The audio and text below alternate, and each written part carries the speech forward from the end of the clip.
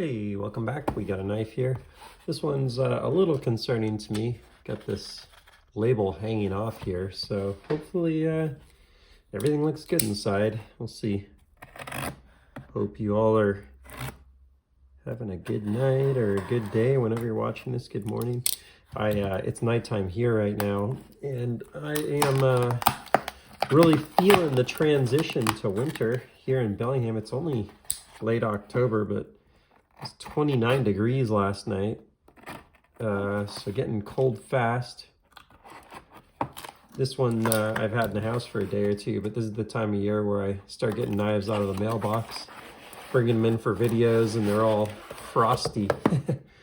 So this thing's not terribly well packed in here, unfortunately, but hopefully everything's okay. No packing material, but it was kind of tight in the box, so hopefully we're good. All right, so this is the mini Arius, and this particular one, I've had a couple of them, but this is unique that it's got the Coda pattern. This was from CCKS, I want to say, recently, so from the recent knife show. Let's see what we think, because I was very impressed with the mini Arius, but I did feel like I've been seeing a lot of them for sale in the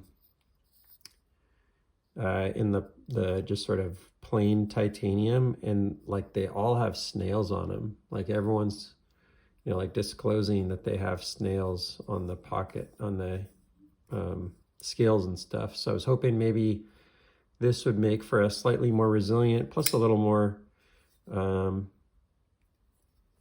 slightly more resilient finish, plus just a little more aesthetic to it and a little grippier and stuff. We all love textured tie, right? Action's fantastic, just like my other one. Super drop shot, maybe even better, in fact.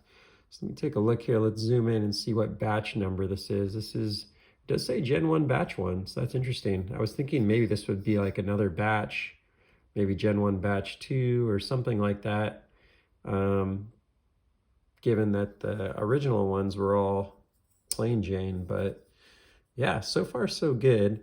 Actually, I can roll it out a little. I was just going to say one of the challenges with this one is can you get it rolled out, but not a problem so far here. I'm liking it, and the finish is subtle. It's not super loud or anything. Let's see how it feels in hand. It feels really nice in hand, so I like it. I think this was a good pickup here. These are a lot more expensive. It's like 70, 80, 75, 80, I don't know, quite a bit more. I think it's $690 for a $695 for this guy over here with the smooth finish. You can see these were made in August versus this guy was made in September, a little less than a month later. Everything else looks the same. Both M390. They did make some 20 CV versions of these smooth ones, so you do want to watch out for which blade steel you want, if that's important to you. I actually really like the aesthetic on the plain Jane, to be honest, but I also like the texture. This thing just, the colors kind of all blend together, like the shades and the finish blends in with the blade really nicely. This one gives you a little more character, I think, but yeah, that's really nice. Two great options here. I don't think anyone would be mad with either. I'm seeing a lot of people like me interested in the non-flipper version of this. I hear at some knife show coming up, I can't remember which one it is, they may be bringing the first versions of these minis with non-flippers, which to me would be very compelling. Both pretty darn drop shot. It's pretty crazy. I mean, these are not light blades, so it's not too surprising, but very smooth. When comparing to the Roosevelt, the overall knife weighs quite a bit more, I'd say, than the Rosie, and I think a lot of it's in the blade. Let's see where the balance point is. It's pretty balanced, though. Koenig and team do a pretty phenomenal job. Let's bring over a scale here and do a little comparison. If you're not familiar, these rosies are like under 3 ounces. 2.95. The original plain Jane that I got there, 3.315. I've noticed most of the time when you get textured versions, they're lighter because they've taken material out of the same scale, but it's not always the case. And so what was that, 3.315? It's about 10% heavier than the rosy. Let's see what we got here. Oh, it's like the same weight. So they must use a different process or something, or maybe there's just variation or whatever. Pocket clip looks the same. Backspacer looks the same. Yeah, it's interesting. This one's actually even just a hair heavier. If I switch my units to grams, you'll see 94.1 to 2 versus, that's 94.2. And then this is they're about the same.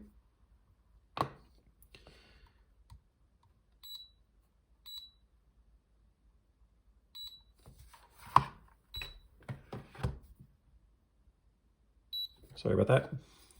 Yeah.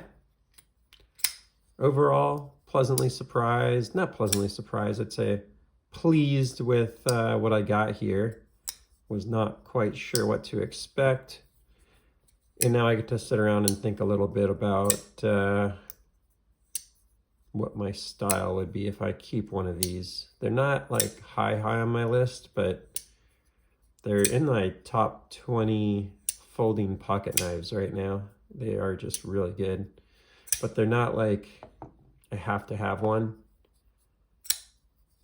but they're close. Yeah, I think the textured might be the one. This one happens to be just a touch smoother too. It's not a lot, but just a little bit. You can see how it sticks a little bit right there. And then it closes. That one has no stick. That could just be dust or something, but yeah, this thing's sweet. See here, M390 on both of them. You notice overall, nice chamfering everywhere. There's no hot spots on these guys. They're nice knives, so cool to get to compare a couple of these minis and the different finishes for the first time. And gives me a little food for thought. That's all for now. Please like, subscribe, and I'll see you on the next one. Take care.